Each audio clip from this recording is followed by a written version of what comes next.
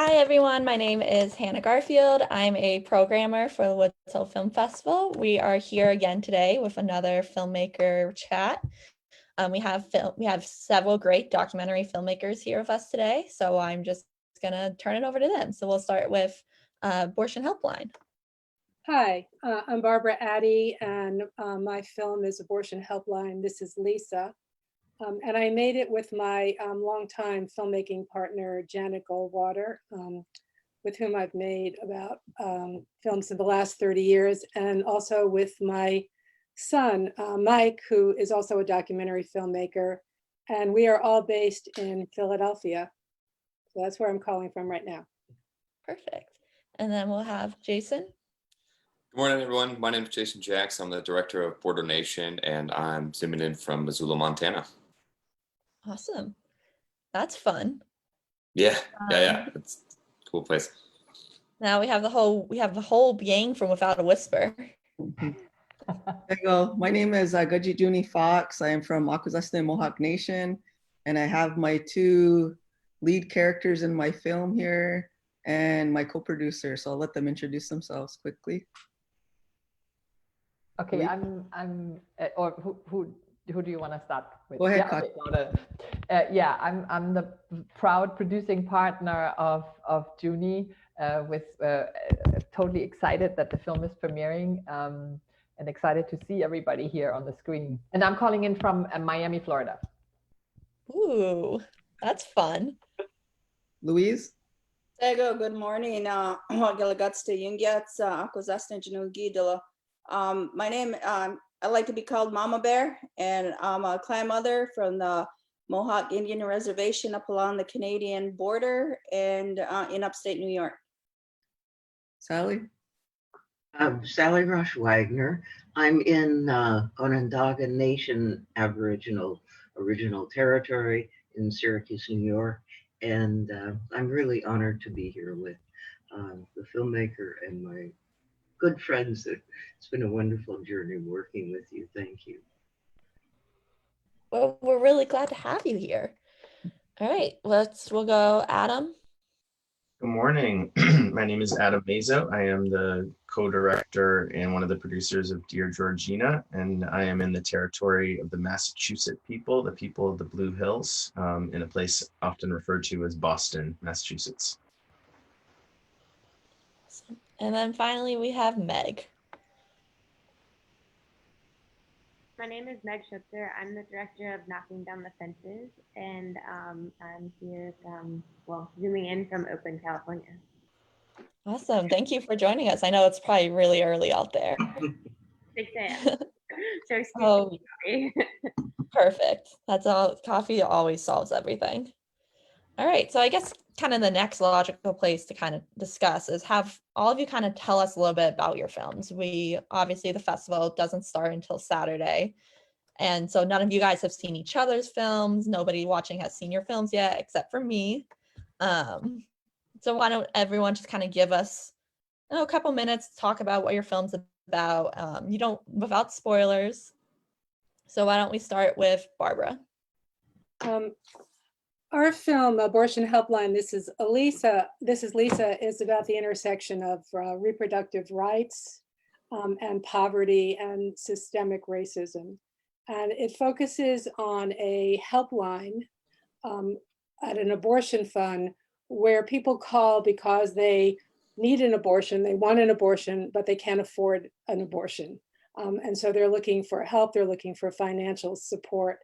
And the reason that many women can't afford an abortion is because of a law called the Hyde Amendment, which was enacted more than 40 years ago after the passage of Roe v. Wade. And it prevents women who have Medicaid insurance or get their insurance through the federal government from using their insurance to pay for an abortion. So a woman finds that she's pregnant and has to come up with hundreds of dollars, $300, $500. It could be more the further along she is in her pregnancy, and is often living below the poverty line, often has children, often is a woman of color, and needs to find that money to pay for an abortion. Wow. I loved your film. It was really informative. I loved it. Thank All you. right. Next we have Jason. Yeah. So Border Nation is a short documentary that's really a profile of a friend of mine, a person, an activist that I've known for about 12 years now, who I've been following. And it's really about the militarization of the US-Mexico border and how that's affected the Tohono O'odham people. The O'odham live on both sides of the US-Mexico border in territory that has been theirs since time immemorial. The border really kind of crossed them. And so now they live in Sonora, Mexico, and Arizona in the United States. And really since 9/11, the increasing amount of militarization, which has certainly picked up pace over the last several years, has greatly affected people's ability to travel, people's ability to move across their land, to do anything from get groceries to go to important cultural ceremonies, to go to visit family, has become increasingly difficult in their homeland. So Border Nation is a portrait really of Ofelia Rivas, who is an activist who has been fighting for her way of life for the last, really since 9/11 and what happened then. So yeah. Thank you. Thank you. Next, let's head to the Without a Whisper group. Hi, my film Without a Whisper is about how Indigenous women influenced the women's rights movement. And it tells the story through the friendship of Sally and Louise. Sally is one of the first women to receive a doctorate in women's studies and came across this in her research. And Louise is a clan mother from our community. So it kind of shares this story through them of how the women's suffrage movement looked at our women to see how to get their rights, I guess. You want to comment anything on that, Louise? I think it's just, a unveiling of a hidden history. And it kind of comes from a point of view of the Indigenous women. It really is a tell-all film. It's kind of like, if there's a comparison like Hidden Figures, it's like kind of the erasure of Indigenous people's stories. But now here's a true story, and it's lived and shown through the friendship that we think me and Sally were reborn to tell, because we represent those suffragettes and the grandmothers that were part of that original friendship. Sally, a few words. I think for me, it's such a humbling experience to realize that years of scholarship in my field of expertise, and I never understood this story, never saw it. It was my racism that kept me from seeing it. And I think the most important message for me, aside from having wonderful times with the two of you doing the film and other friends, is that, it's humbling to think about. We're celebrating in the United States 100 years of women having constitutional guarantee of the right to vote, not in practice, but in theory. While next door to me are women who have had political voice and authority over their own lives that we still don't have in the United States today. And they've had that for 1,000 years.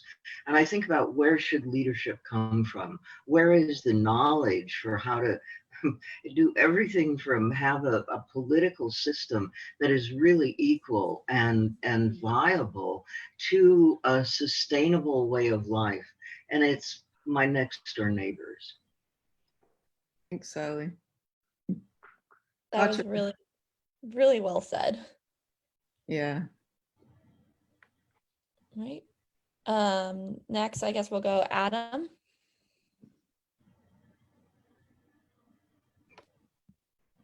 Adam, you're still muted. Sorry, folks, hate to be that guy. So I'm Adam, and I am the co-director of Dear Georgina. And just, like Mama Bear was saying about their film, our film is also really an act of unerasure of Indigenous people, and telling the story of a Passamaquoddy elder. Passamaquoddy are the people who spear pollock down East Maine and also across the so-called border into Canada. part of the Wabanaki Confederacy. And Georgina is a member of the Passamaquoddy tribe who was taken from her family at a very young age, at 2 years old, and never saw her parents again.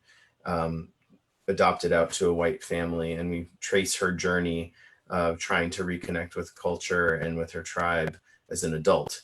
And for folks who are Woods Hole Film Festival goers, hopefully they'll recognize Georgina, who appeared in Dawnland, which was a feature film that won the jury prize at the 2018 Woods Hole Film Festival. So I hope that folks that remember Dawnland will see Dear Georgina. Her story was something that we couldn't fit into Dawnland, and so we wanted to really highlight her journey, and so that's why we made Dear Georgina, and we're excited for folks to get to know Georgina a bit better, because she's just an incredible personality, and there's a really great feeling at the end. There's the great climax that we're looking forward to people seeing when they see the film. Perfect. And then finally, we'll go to Meg. Great. Yeah, before I say anything about my film, I just want to share that I would love to see all of yours. They just sound really important and needed. And I think all of us are revisiting things that the media has not sufficiently, the traditional mainstream media hasn't sufficiently covered. And that's what Knocking Down the Fences is. It's a short film about AJ Andrews, who's the first woman to win a Rawlings Gold Glove, which was an award given to baseball players for decades before they ever gave it to a woman. She's an incredible athlete. She makes these flying catches in the outfield. And she's also really outspoken about issues of race and gender in sports and in the media. So that's what Knocking Down the Fences is about. All right. Thank you, everybody, for kind of giving us all a quick little preview into what your films are about. I think Mama Bear and Sally, you touched upon this, kind of my next question a little bit. So in recent years, I really feel like this is something I've noticed, is that there's been this increased interest in documentary by the general public at large as a kind of source of educating oneself. And everybody, is saying you should watch documentaries as part of as continuing to educate. So do you guys as filmmakers feel any increased pressure to not just be a filmmaker, but to also now be an educator as well? So we can just, anybody who has wants to weigh in on this can raise their hand and go. Barbara? Okay, I'll weigh in. I feel the need to be not just a filmmaker, but to be an activist. And we made Abortion Helpline. My colleague Janet and I really thought that our last film before this one was going to be our last film. It was a biography of the African-American poet and activist Sonia Sanchez. And then when Trump was elected, we felt, oh my goodness, there are people are going to be in so much trouble, especially we focus a lot on reproductive justice in our films, that it was going to be an even greater problem for women, and it has turned out to be so. So we felt like we needed to make a film about, to use as a tool for activism. We actually didn't really think it was going to have a festival life. We've been really surprised by that. But we do really feel like it's important to get messages out that aren't just in the mainstream media about issues that are facing people today. Oh, yes. Yep. Yeah, I think as a filmmaker, I really feel like it's important to share some of our history, and especially since you don't read about it in regular history books, because I'm also a teacher in a high school. So doing this film, something that really called me, that I felt like I had to do, because I wanted the next generation of our Indigenous women to understand more about our history and to be given a more accurate history that included us. So I felt it was really important to make this film and to make it through the point of view of an Indigenous woman. So a lot of my documentaries are based on that. So I try to bring the Indigenous woman's voice forward. So yes, it's important. Thank you, Adam. Yeah, so I mean, I think that our organization that makes makes Dear Georgina and Dawnland is called Upstander Project. And so we kind of sit at the intersection of film and education and convening public conversations about the issues that are raised in our films, in our case around colonialism and genocide and decolonization. And so education feels like a critical component of that, and definitely agree with what Barbara said about activism being a critical component in this time where a lot of folks are starting to talk about what it means to be anti-racist. And I think Ibram Kendi talks about the importance of not just looking to demonstrate, but to protest and to find opportunities to undo racist policies, because racism doesn't exist without the racist policies that it's built on. And I think education is a key piece to helping people understand that and see that. And film can be an incredible tool in that, particularly films that are artistic and films that are transformational and transport you to a place, and films that are not solely designed with an educational purpose, but that also can have that effect, but based on the things you build around them, teachers' guides and workshops and the kinds of things that we like to do, that we feel like are really important to helping people understand ways to engage in informed action, and not just watch the film and then click onto the next thing, but actually, send a letter to their congressperson or get out and protest a policy that is racist, that is having a detrimental effect on their community, and really doing something about what they're seeing in the media that we're all creating and sharing with folks. These have been 3 great answers so far. I think I really do like your points of documentary and film is about, raising up other voices that aren't traditionally seen in media, and also, directing people into ways that they can do good as well. Meg or Jason, do you guys have anything, or any of the other Without a Whisper clan? You guys have anything you want to say? Go. Oh, yes. Katja?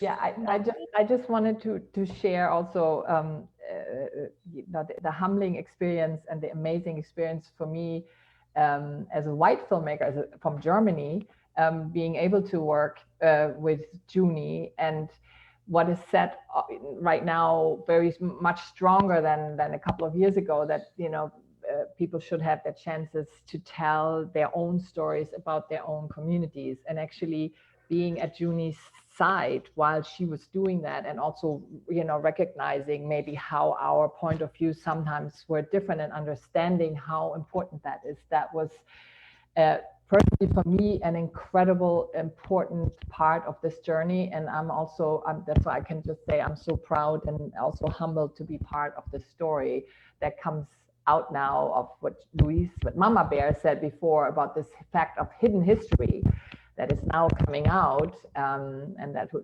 Sally has also been working on. So that was incredibly important. Mama Bear, Jason? Mama Bear, do you want to take it? Well, I was just going to build on that just by saying that that I think there's also, I think the power of documentary has the ability to highlight the hidden present. And for example, in Border Nation, there's so much coverage of the US-Mexico border, and yet there is very, very, very little. I mean, it's negligible. There's almost nothing from the perspective of the Tohono people, or folding their voice into coverage of the mainstream, into mainstream coverage of the border and border issues. And yet they share 76 miles of the actual border, and they live on both sides. So I think documentary has the power to transport audiences to a place that is in their own backyard or is within their own country, that helps them to understand just what a rich and diverse and challenging country that we live in. Wow, thank you. All right. So I guess kind of the next question I wanted to bring up was that, myself as an audience member, I was really moved by a lot of these films, and I was really inspired and wanted to learn more and continue to, wanted to learn more about the subject because I think they all touch upon such great issues and things that are important and worth, learning about. So as a viewer, I've felt like I was very moved by the subject. So how are you guys as filmmakers? How did making these films kind of affect you as filmmakers and as people in general?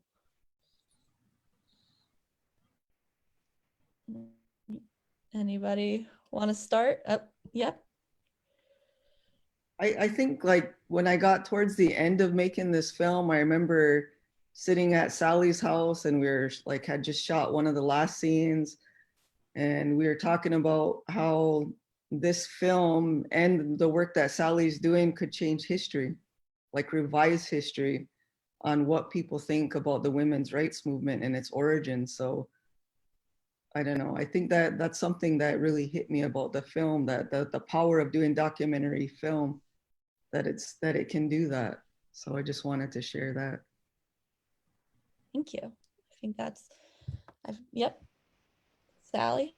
If I could just add to that, an experience of being part of film, it was an incredible education experience that I knew the piece that I knew, but learning from both of you and from the process and the way in which you live and work. And I think there are changes in me as a result of being able to be part of this film that I'm really grateful for. Thank you. Barbara? So in our film, what you hear are women who are calling into a hotline and going through their personal stories about why they need money to pay for to have an abortion. And what blew all of us away was how small those sums are that can make such a radical difference in somebody's life. So what we think of as maybe like going out for dinner could determine for somebody how they're going to live the rest of their life. I mean, $25, $50 can make such a huge difference. And for us, that economic, divide, seeing how people, such small amounts of money could make such a difference was really eye-opening to all of us who made the film. And we were also really happy that people who were working on, I'm sorry, there's a fly in my face. Sorry about that. People who, we hired to do work on the film were telling us that they were actually donating money to the abortion fund after watching the film because they were so moved by the stories that women were telling. So that was really gratifying. Right. So Barbara, I love hearing that because it makes me think about a lot of folks supporting cash bail with the racial justice movement that's been happening, and I hope that people will see your film and realize that how transformative relatively small dollars for some people can be. That it seems to me that no one should be denied abortion for lack of money. But so we've been, excuse me. I've been on this journey with Dawnland and Dear Georgina for 7 years now, and it's deeply, deeply humbling. I'm not a Native person. I'm Latvian, Lithuanian, German descent, aka white, and Jewish, and so this is telling stories about children being taken from their families in Wabanaki communities and Native American communities that sadly, a lot of folks are now understanding is not a unique story, because this is the history of this country, separating children from families, particularly separating non-white children from their families, whether it's to enslave their bodies or to place them in white homes where they will be quote unquote better off. This is the story of this nation. And that's something that I didn't understand before I started this process. And I didn't understand the importance of knowing that Indigenous history is US history and that it shouldn't be an elective. but that we all need to understand how we came to be on this land. Those of us who are not indigenous to this land, and these are things that I did not understand. I didn't understand my role in saying them or not saying them before I started making Dawnland and Dear Georgina. And now I better understand that the obligation I have as a filmmaker to do whatever I can to make sure that the next Dawnland or the next Dear Georgina is made by Wabanaki people and not by us as white folks. And a lot of Wabanaki people and Native people on the team, but the two directors are white, and that's not how it should be. And we need to work to make sure that we have accountability in our filmmaking practices and mentoring and hiring, so that Native people are telling Native stories and Black people are telling Black stories. And that's not to say there's not a role for collaboration and partnership, but we need to make sure that that people whose stories we're telling are involved in the final cut of what goes out. And that's a practice that we learned through Dawnland and Dear Georgina, and sharing the films before they were done multiple times with the people in them, the people in the communities. And with Dear Georgina, we hope folks will see what Georgina saw when she watched it for the first time. And she was watching the film and in her living room nodding along, yep. Every time she would say something, yep, that's right. She would watch herself and say, yep, that's right. And she just loved getting to see herself on screen. And so to be able to have that opportunity to make it possible for Wabanaki people to be seen in this way, it shouldn't have taken white folks to do it, but hopefully we used our white privilege in a way that that created that platform, so that Wabanaki folks can do it without white folks if they want to for the next time. So it's all about trying to find that humility and understanding what our role is as white people to speak up when it comes to white supremacy and anti-racism, and also letting others take the reins when it comes to storytelling and that sort of thing. That was very well said.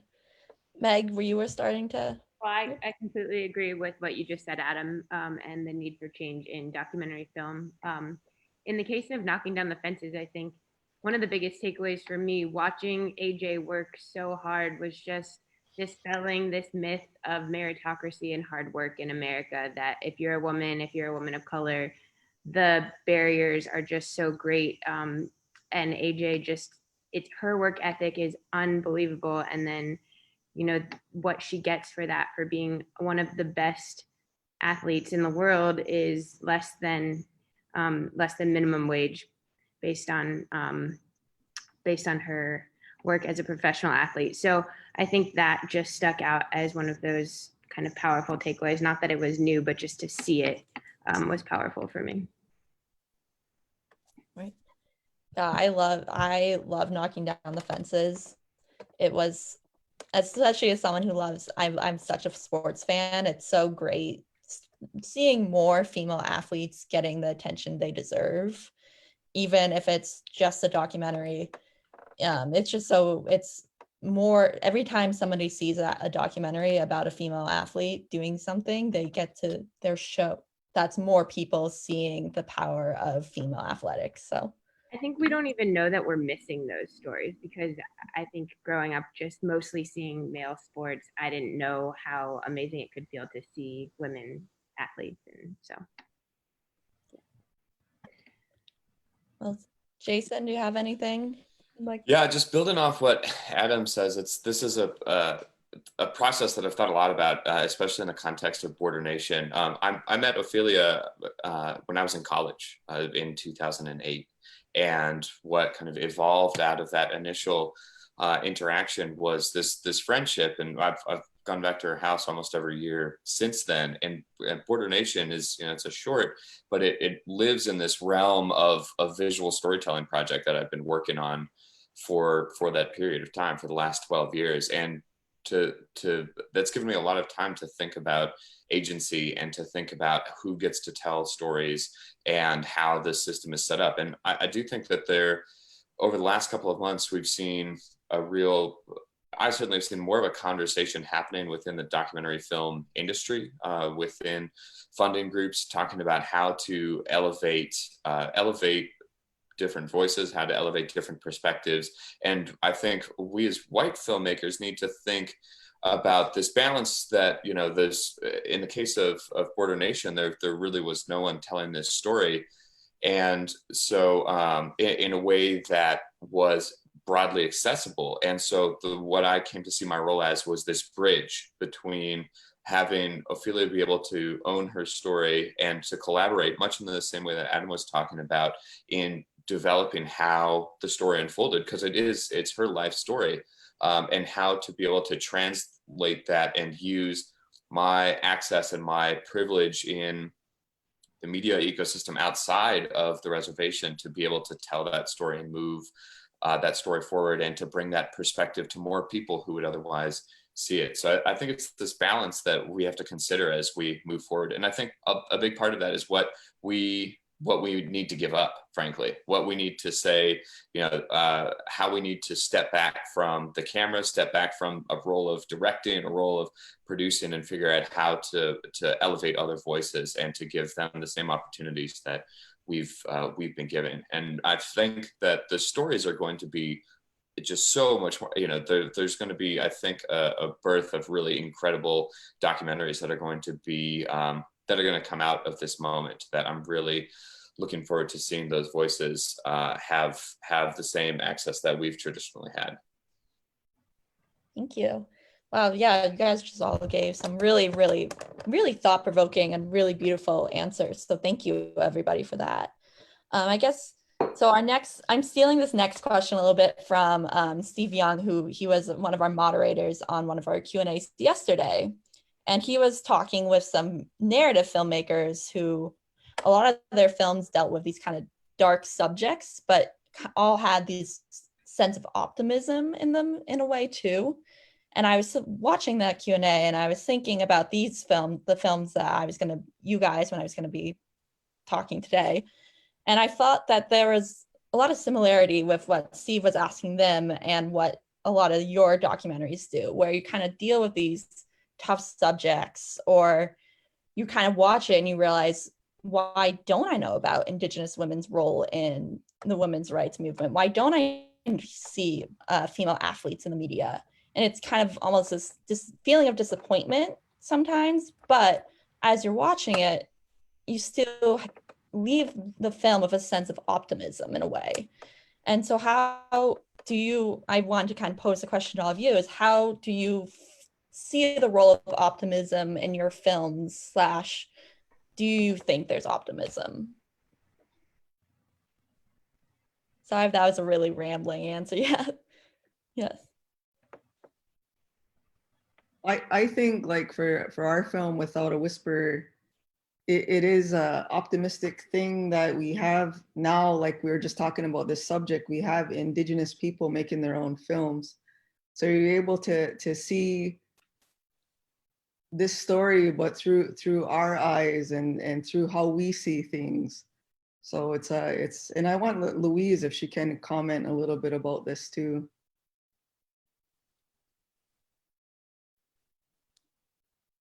Yeah, you know, it's real interesting, and it's a real privileged space for all of these to be in, to hear these stories, because it's real difficult as an Indigenous person to open up and to trust when we haven't been given much opportunity to share our stories.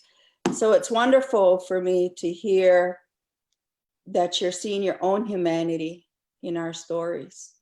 And it gives me great hope that you guys are getting it, because you are using your privilege to unveil stories that have never been told. So you guys are kind of like standing at a threshold and opening, or maybe kicking open the door to these amazing stories. And I think what it helps for us as an Indigenous woman, mother, grandmother, and leader, it helps extend the reconciliation, to feel and to offer forgiveness.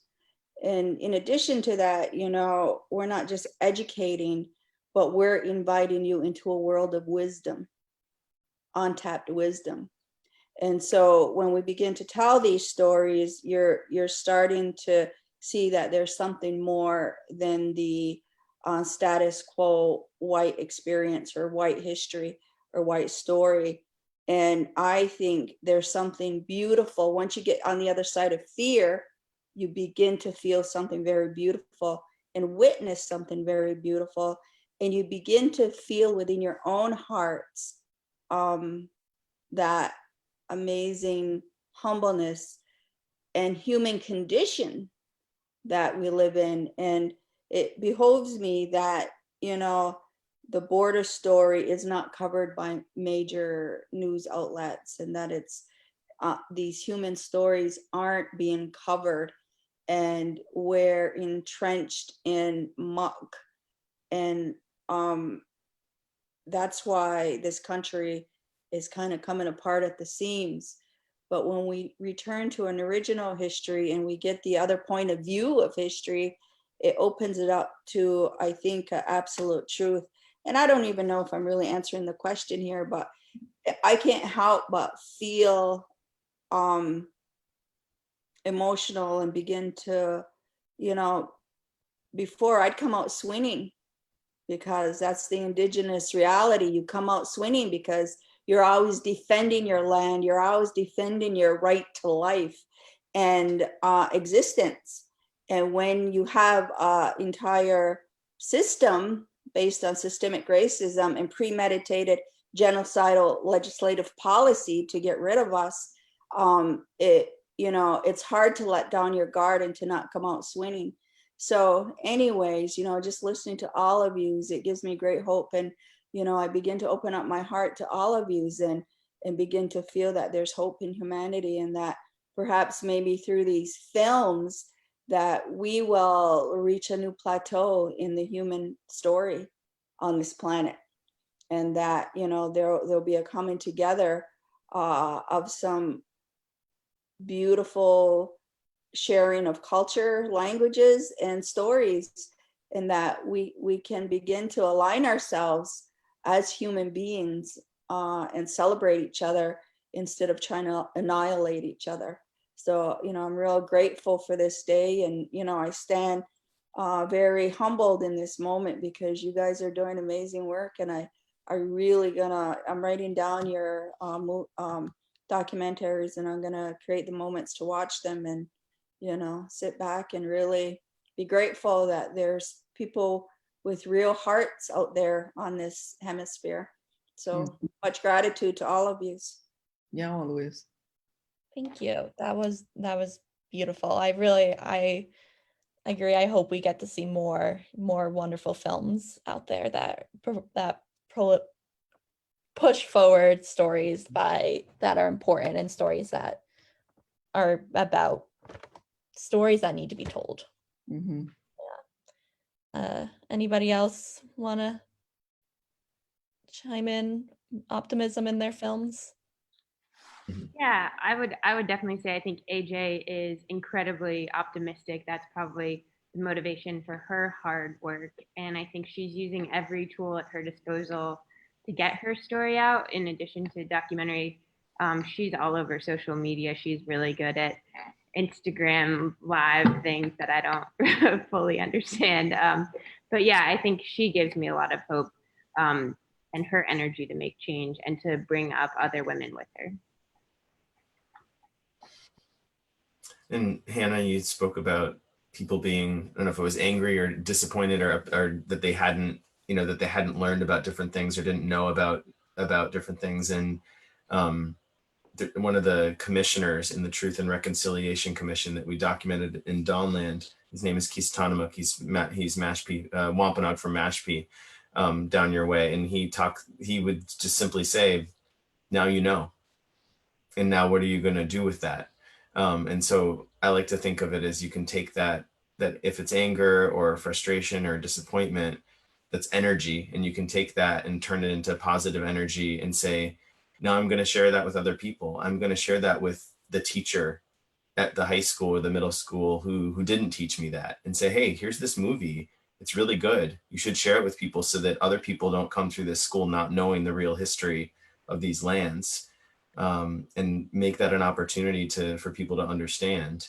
And also for people who are not represented in the dominant culture,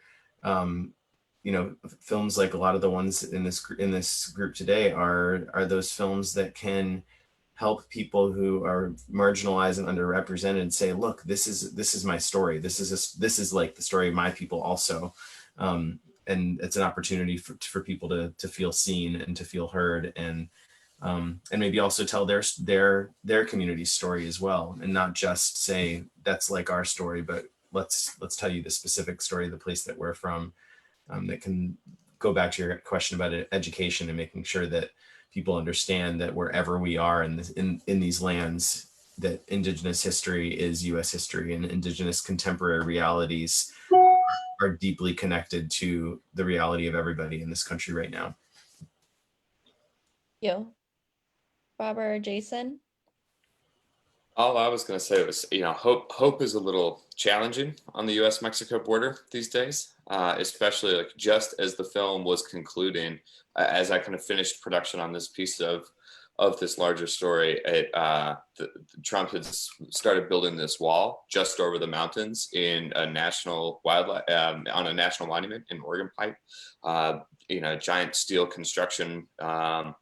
Giant steel barrier is actually going up and destroying native, sacred O'odham sites in the process. It's destroying, places that had been protected before. And so it's hard to see the amount of destruction happening down there right now, especially given everything that's happening. Our attention is so divided among all of these different crises that are happening and unfolding simultaneously. It can be really hard to keep all of it in perspective, and kind of knowing that all of this destruction is charging forward on the border. It's challenging to find hope, but what gives me an incredible amount of hope is to see the strength and the resiliency. And Ophelia says, every day that she gets up and speaks her own language, that is resistance. That is the foundation of resisting what is happening on her land and to her people. And so it's hard to take hope in the situation as it's unfolding down there right now. Hopefully that will change soon, like in the next 4 months, like in November, that will change. But maybe not. So what gives me hope though is that strength that you see exhibited, like what Louise was saying, to come out swinging. It's an incredible burden for people to take on, but it gives me an incredible amount of hope to know that Ophelia is going to keep fighting because this is her land. And that's kind of the most hope that I can take away from what's happening there now. Thank you. I run quickly. I think the most hope people people can go out and vote and change the political, the politicians who are causing so much divisiveness and pain.